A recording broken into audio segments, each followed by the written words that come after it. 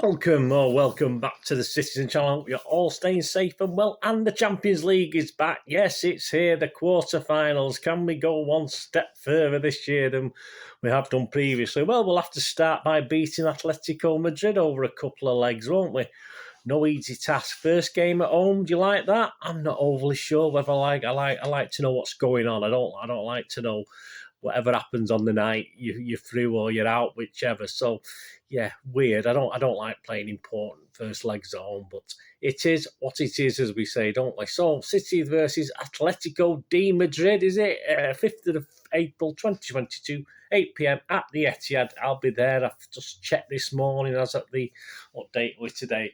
3rd of April 2022. I think there's still about 1,500 tickets left or something like that. So not bad, but I don't think it was overly competitively priced. I don't think City will worry about the cash. I think they probably made more. If they'd reduced it by 10 or 15, 20 quid, they probably would have made less money at the gate, but perhaps would have had a sellout. I'm not too sure. But hey, I'm sure we'll get picked on for that, as we always do. So this is the preview of the game. We're looking at our opponents, of course, how they're doing. Yeah, been doing quite well.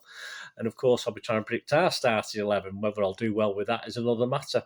I have no idea where the match is being shown, guys. I couldn't see that found out. So I'm sure you'll know if you're not getting to the game anyway, which channel it'll be on, BT or Sky or whichever it is. It's usually BT Sports, isn't it? So I didn't see that. I've only just found out the referees after, it took me about 3 days to find that. It's Sunday, the match is on Tuesday, and they've only just posted the information on UEFA. So we've got in charge, we've got Romanians and Italians. Is that okay? Could be, might not be. The referee is Istvan Kovacs from Romania. His assistants are Vasil Florin Marinescu from Romania. Does he buy shoes, or is that someone else? Ovidiu Artain from Romania. Sorry, you have to be old to understand that. I'll not even understand that, to be honest with you. Fourth official, Marco De Bello from Italy.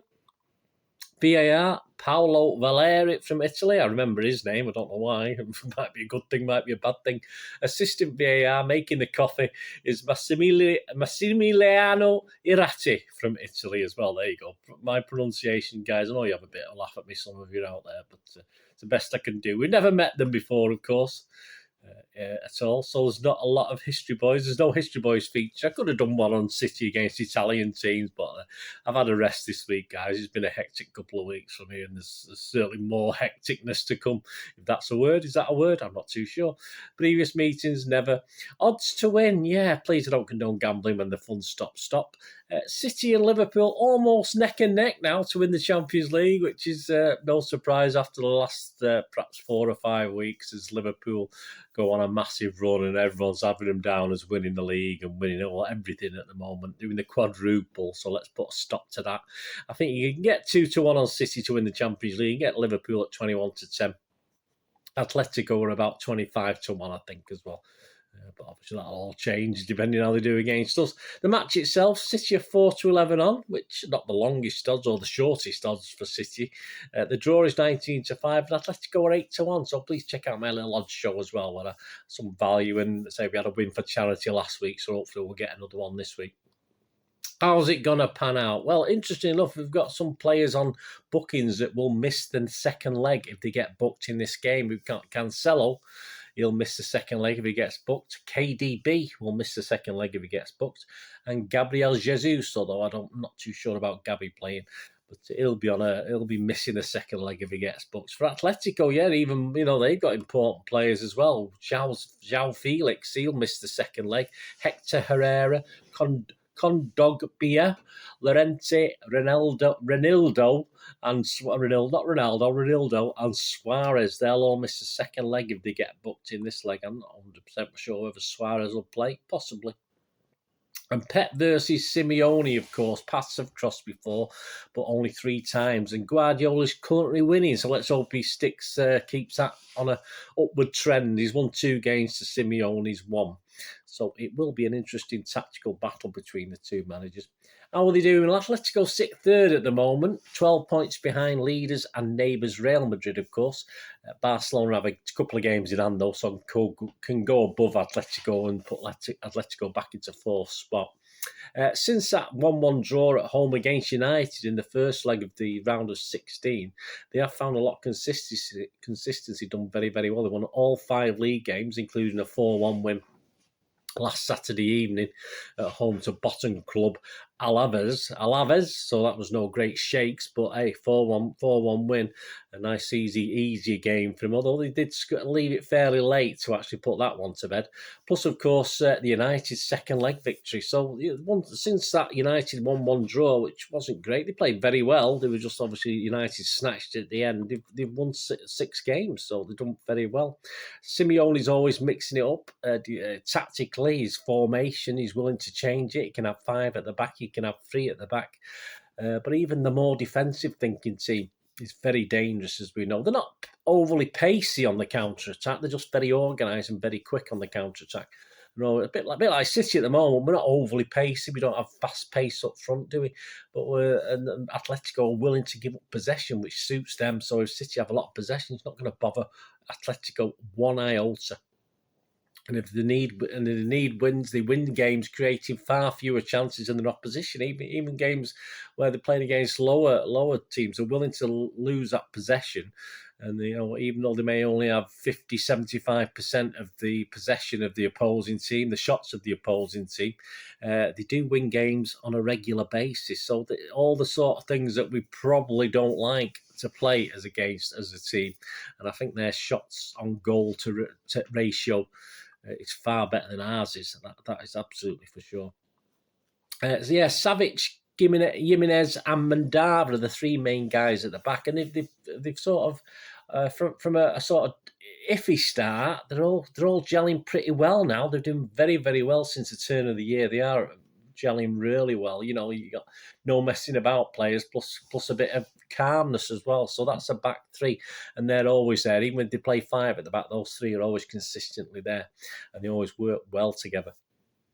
And of course, up front, they've got Felix and Griezmann, who are complemented by a couple of good midfielders, but they're on the pitch. Griezmann has an exceptional Champions League record, and Felix is proving playing some good stuff at the moment as well. So it will be an interesting challenge for City, and Simeone will enjoy it. Of course, he will. I think they'll go into this as underdogs, and his players know it's underdogs. But I think they will thrive on this challenge. I think Simeone and his players will certainly make a sort of better fist of it, perhaps, than Sporting did. But even they played pretty well at the Etihad. It was just their away leg that was absolutely a disaster for them.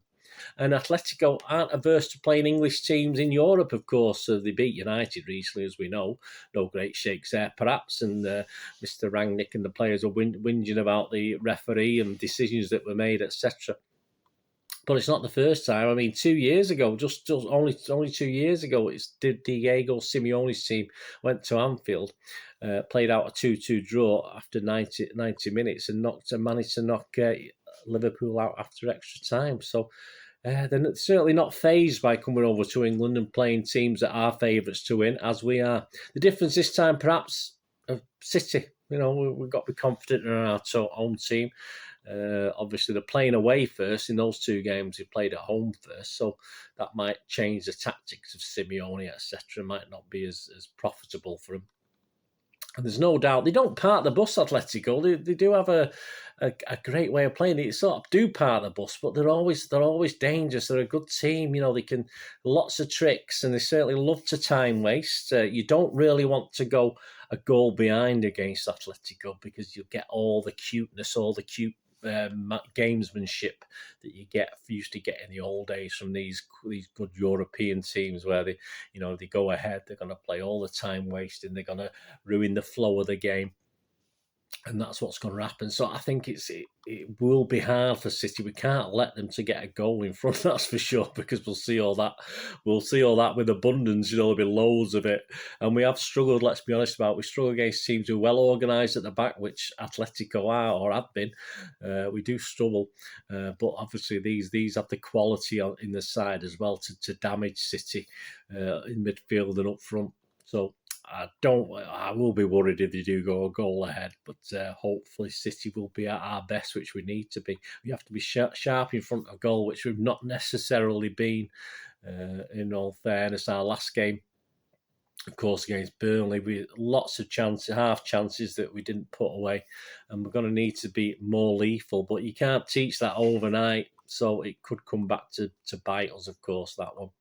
Over 2 legs, I think this will be close. I think it will be a close game. We have to make our own advantage count. There's nothing for away goals at the moment, is there? So anything less than a defeat will be disappointing, although obviously taking a draw back to the Wanda Metropolitano Stadium in just next week, in just 8 days' time after this one, won't be easy. But as a one-off game, you always think City can do it. But with the crowd, etc., could be a problem. I think there's a few tickets, about 50 tickets left for that for City fans. As I say, it's not something I could ever afford going abroad, but there's tickets there, so get there, get behind the lads, and might need your support.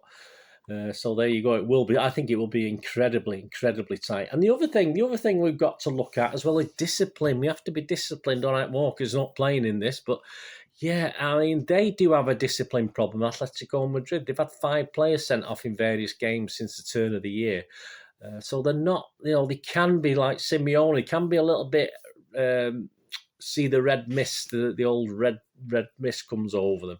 So discipline-wise, if we can get them undisciplined and we can keep ours, there's no guarantee of that with City, of course, there's not. I know that. I mean, we've got even if Walker's not playing, I mean, KDB gets a bit stroppy, Foden can get a little bit stroppy. We have to keep our discipline in control and take advantage of the fact that they do have a lack of discipline. We've got to show more composure, so hopefully Pep will instill that in the players, that we have to, no matter what happens on the pitch, say with the histrionics, etc., we keep our discipline, and hopefully they will lose theirs and it will affect them.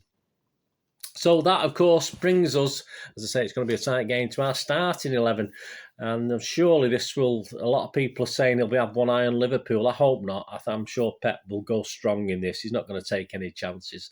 And I saw someone on Twitter saying they don't think KDB or Bernardo will play in this. I'm sorry, they have to play. If they get injured or anything happens, fair enough. But Liverpool is 5 days away after this. It's on the Sunday, so they have to play this surely. So this is my starting 11. Ederson, without a doubt. There's absolutely no qualms with that. And of course, we know Walker, Cancelo. Is he going to stick Stones there? Possibly not, because of our centre half problems at the moment. So I've put Cancelo in as right back. He played Egan Riley against Sporting, of course. I don't see that happening. And then I've put in Stones, obviously Diaz. I'm basing it on the fact Diaz is not going to be fit for this one. Hopefully he'll be on the bench and hopefully he'll be fit for the Liverpool game. But, fingers crossed. And I would not be surprised if Aki makes an appearance in this.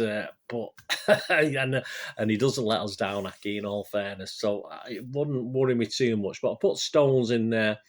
Laporte has to play. Played pretty well. Okay against Burnley. As I say, Laporte's always got a mistake or two in him, but who hasn't? That's just one of the things. And then I've had to go for Zinchenko. Of course, if Diaz is fit, which I doubt, Stones could go to right back, etc., etc. But I'd have to put Zinchenko in as left back with Cancelo in at right back. So I don't. And again, another guy who doesn't let us down often, does he? So I think we're stuck with that, whether we like it or not. Rodri, of course, I can't see Ferner coming in. Gundogan, yeah, he's only missed PSG away in the Champions League. He's one of the guys who's got the experience that Pep relies on in Champions League formats. KDB surely has to play, even though, say, on Twitter, some people says he might be rested for Liverpool. Surely KDB plays. Bernardo, he's only missed, again, another Champions League ever present. He got rested against Burnley.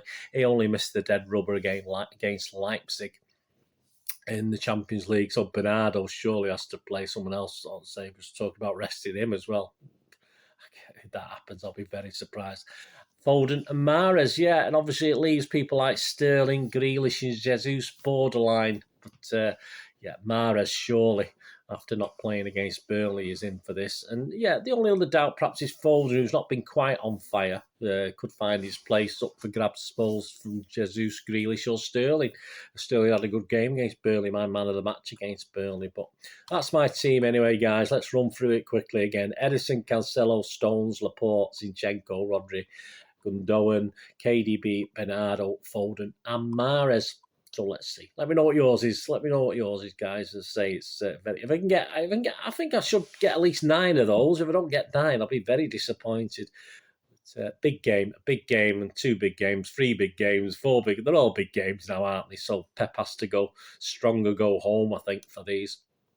And before we finish, guys, just some quirky stats, some interesting stats on Atletico and City. Here we go. These courtesy of goal.com, who might have used other sources as well, but that's where I got all these from. City have won 3 of their 4 meetings with Spanish clubs in the UEFA Champions League under Pep. We've only lost 1, with those being the most recent 3. Our only meeting with the Spanish side in the knockout stage of competition under Pep came in 2019-20. We eliminated Real Madrid, of course, in round of 16, 4-2 on aggregate. More of that, please. Atletico Madrid were the first side to face both Manchester United and City in the knockout stages of a European competition since Juventus in 76-77. I remember that one. The Italian side will go on to progress from both of these sides before winning the competition overall that season. City have only lost 1 of our last 9 UEFA League games beyond the group stage. We've won 7 and drawn 1, with that defeat coming against Chelsea, of course, in last season's final. Since Pep's first season, 2016-17, we have the highest win percentage of any team in the competition in the non-group stages, 64%, 14 out of 22. Not won it for us, though, has it, unfortunately? Simeone's Atletico Madrid side eliminated Pep. This is an interesting one. Pep Guardiola's Bayern Munich in the semi-finals in 2015-16. 2-2 on aggregate, progressing on the away goals rule. We don't have that this time across the 2 legs. Atletico averaged just 27% possession and scored their 2 goals from 18 shots, while Bayern netted the same number of goals from 53 attempts. I don't want to draw parallels, guys, but the potential is there for parallels with that one, isn't there? With obviously, I remember Bayern Munich in Europe having lots and lots of chances and not putting the ball in the old onion bag, and that's why they never won a Champions League. Could we have the same problem under Pep? KDB could make his 50th UEFA Champions League appearance for City, currently on 49. Since his first season at the club, 2015-16, he's made more assists than any other player for City, 17 in the competition.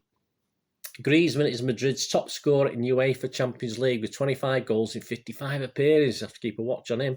The Frenchman has also been directly involved in 6 goals in his last 6 games in the competition, scoring 4 and providing 2 assists.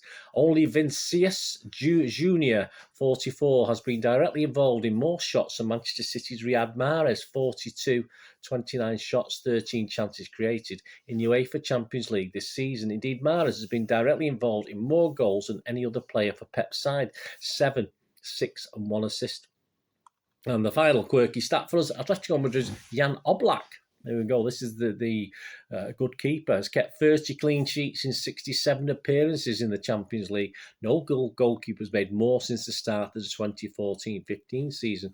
Oblak's first in the competition. City have only failed to score in one of our last 28 home games in the UEFA Champions League under Pep, averaging 2.8 per goals per game at the Etihad Stadium, excluding the qualifying phase. That's probably the last game, wasn't it? Was that the Sporting game? 0-0?